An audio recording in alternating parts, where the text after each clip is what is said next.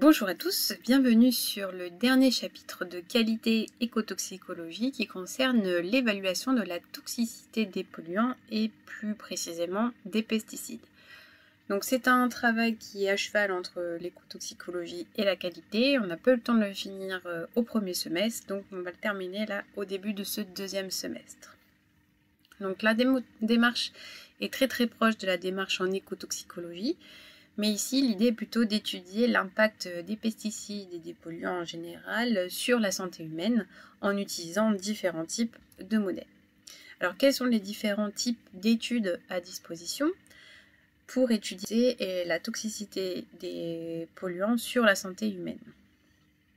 Donc, il y a d'abord des études épidémiologiques, donc c'est des études qui sont faites sur des cohortes de patients ou de personnes qui ont été exposées à des polluants au cours de leur travail ou de leur vie personnelle.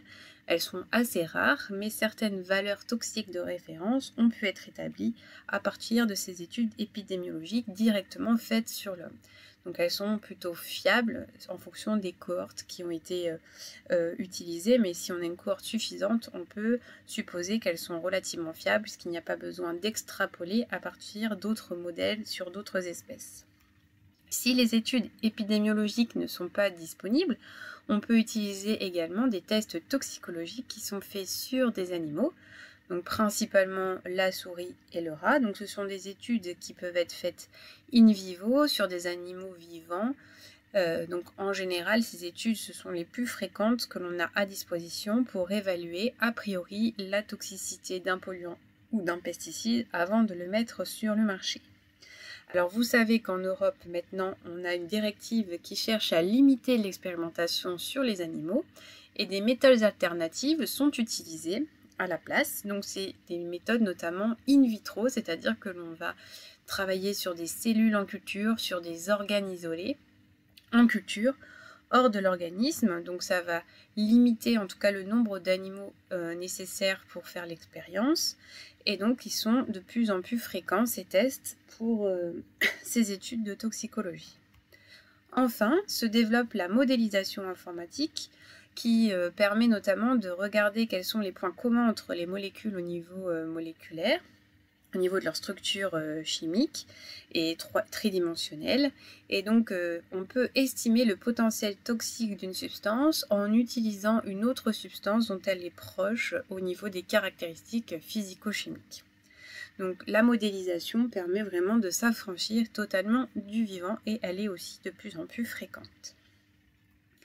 Alors, il y a différents types de tests in vivo si l'on décline ces tests-là. Donc, il y a des études qui se font de manière aiguë pour des intoxications sur de courtes durées, donc avec une administration unique ou en tout cas répétée mais sur moins de 24 heures d'exposition. Une toxicité subaiguë où on va voir aussi les impacts à forte concentration mais cette fois-ci par des expositions plus longues sur un mois à peu près. Et après, nous avons les tests de toxicité subchronique et chronique qui permettent de voir l'impact d'une forte durée, d'une grande durée d'exposition et d'une faible concentration sur la santé des animaux ou des individus humains. Donc on va se focaliser maintenant sur les tests qui sont réalisés sur les animaux, sachant que l'année dernière on avait déjà vu quelques études de toxicité in vitro, notamment sur des épithéliums artificiels qui permettent de remplacer les tests en cosmétologie sur la peau des lapins, les tests de corrosion, etc. Donc les tests de toxicité aiguë qui sont menés sur l'animal de laboratoire, ils ont les caractéristiques suivantes. Donc on va regarder sur un temps court, donc un peu comme l'écotoxicologie, donc environ 1 à 14 jours pour les souris ou les rats, les effets de ce polluant ou de ce pesticide après administration d'une dose forte en une fois ou fractionnée, mais en général sur une période maximale de 24 heures d'administration de la substance. Enfin, le temps court est estimé par rapport à la durée de vie de l'individu, ça doit être de même qu'en écotoxicologie, moins de 1/10 de la vie de l'individu.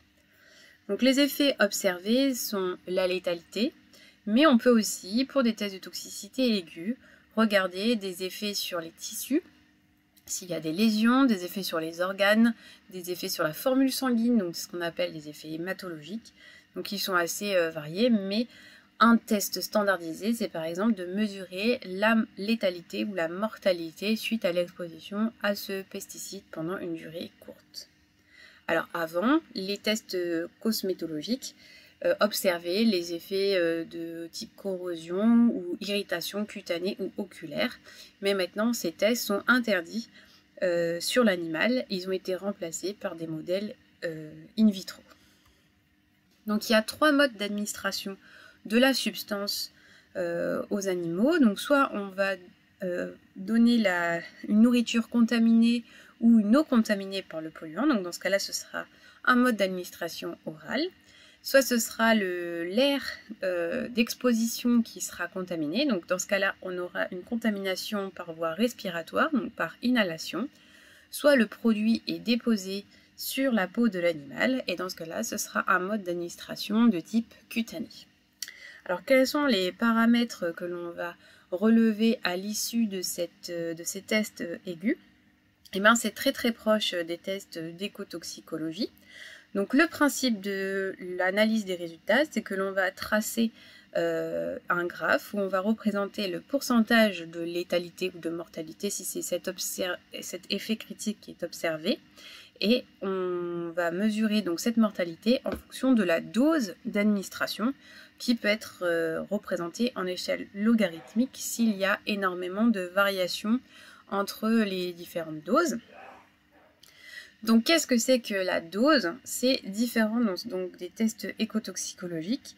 Elle s'exprime en milligrammes par kilogramme par jour, ou déjà en milligrammes par kilogramme, donc c'est en milligrammes de polluants, de pesticides ou de contaminants par kilogramme de poids corporel. Donc ça représente en fait le rapport entre le poids de la substance absorbée et le poids de l'organisme qui l'absorbe. Donc l'idée dans la dose, c'est qu'on va prendre en compte la masse de l'organisme dans lequel le polluant va être dilué. Donc c'est penser par exemple à cette application pour la pharmacologie. On ne peut pas prescrire la même dose à un enfant qu'à un adulte parce que la masse corporelle de l'enfant est plus faible que celle d'un adulte et donc il faut s'assurer que la dose maximale, c'est-à-dire le nombre de milligrammes par kilogramme de l'individu, ne soit pas dépassée chez l'enfant.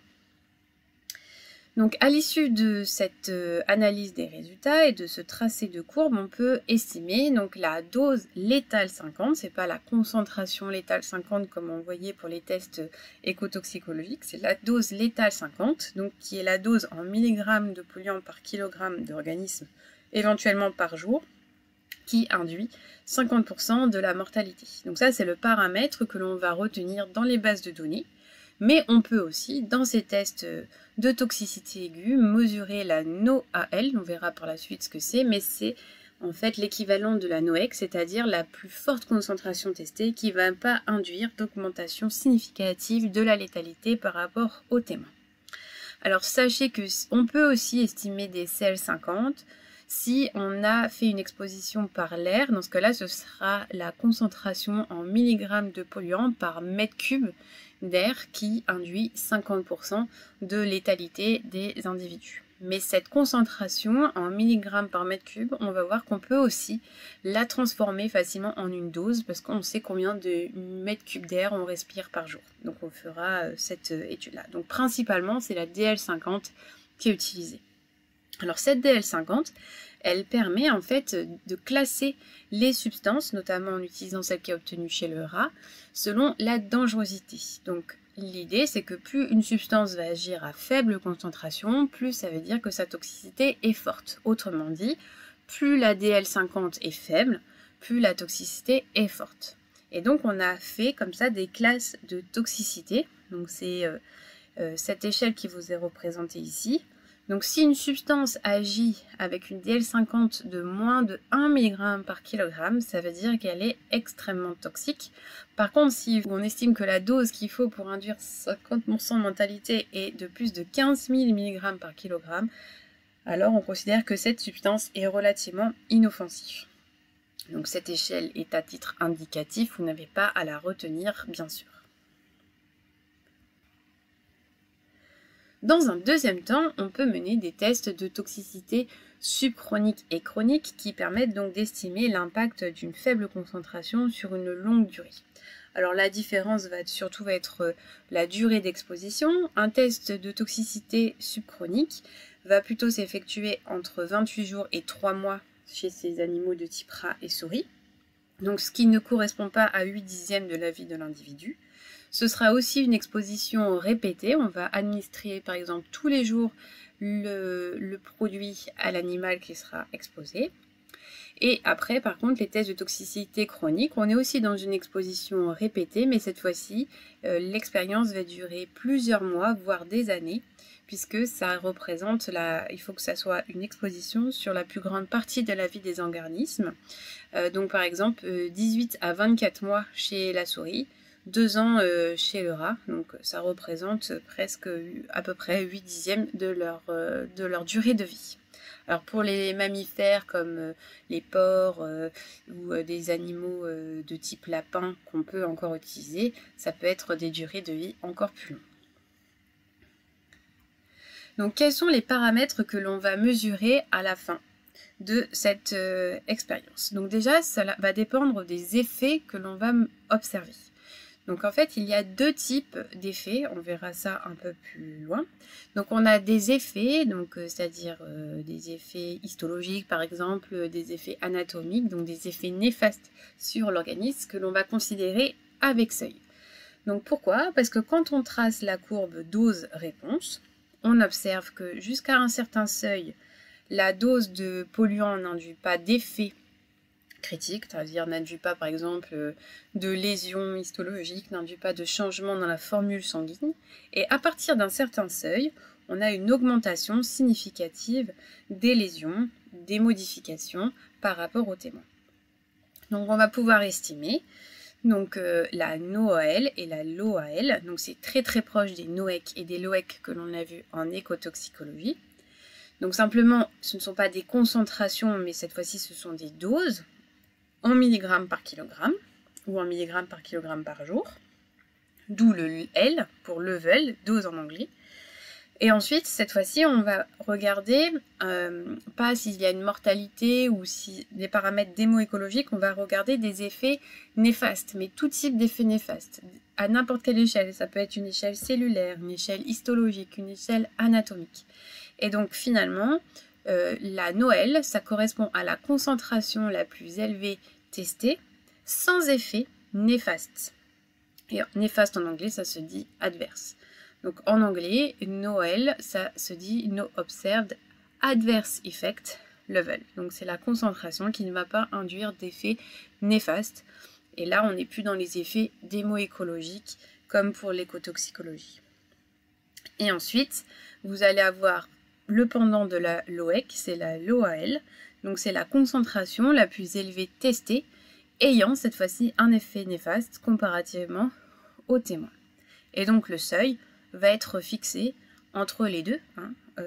Au niveau de la NOEL, on n'a pas atteint le seuil. Au-dessus de la LOEL, on a dépassé le seuil. Et donc par exemple, si on regarde les lésions anatomiques du système nerveux en fonction de la dose, on voit que jusqu'à un certain seuil, il n'y a pas de lésion. Et à partir d'un certain seuil, il y a une lésion. Donc ces effets où on a une courbe comme ça, dose-réponse, avec un seuil, c'est ce qu'on appelle des effets avec seuil. Mais une substance peut aussi induire des effets sans seuil. Alors les effets sans seuil, on verra ça tout à l'heure, ce sont des effets qui apparaissent dès l'introduction du polluant dans l'organisme. C'est-à-dire que dès la plus faible concentration, on va plutôt avoir une droite au niveau de la courbe dose-réponse. Donc on ne peut pas déterminer un seuil à partir duquel le polluant commence à être actif et avoir des effets néfastes. Il agit tout de suite sur l'organisme et induit des effets néfastes sur l'organisme. Donc on verra ça plus tard. Donc une substance, elle peut avoir des effets avec seuil, sans seuil, ça dépend ce qu'on regarde. Il y a certaines substances qui n'ont pas d'effet sans seuil, elles n'ont que des effets avec seuil. Donc ça va vraiment dépendre des propriétés toxicologiques de la substance. Donc on reverra ce que sont les effets sans seuil, mais globalement en fait c'est l'induction de formation de tumeurs malignes, donc c'est la cancérogénèse, qui sont liées à des mutations génétiques. Donc pour terminer sur cette description des tests de toxicité subchronique et chronique, donc on peut revenir sur la même critique que ce qu'on a mis pour la NOEC et la LOEC, c'est que la NOEL et la LOEL sont des concentrations qui ont été testées, qui sont dans la gamme. Et donc si votre gamme, elle est trop large, c'est-à-dire que les écarts entre les concentrations testées sont trop importants, finalement vous allez avoir une mauvaise estimation de votre NOEL et de votre LOEL. Et une gamme plus rapprochée permettrait d'estimer des vrais NOEL et LOEL, mais finalement on pourrait toujours imaginer des gammes de plus en plus fines qui permettraient de déterminer de plus en plus précisément à l'infini la NOEL et la LOEL. Donc de la même manière, on peut utiliser aussi des CE10 et des CE20 pour estimer les NOEL et LOEL. Donc ici, le seuil serait situé entre le NOEL et l'OL. Donc le seuil va dépendre de la gamme choisie. Et donc des substances qui agissent avec un seuil, donc qui ont un effet avec un seuil, on appelle ça donc des substances à seuil d'effet ou avec un seuil d'effet. Donc à seuil d'effet ou avec un seuil d'effet, c'est la même chose, c'est-à-dire qu'on a un seuil à partir duquel la substance agit.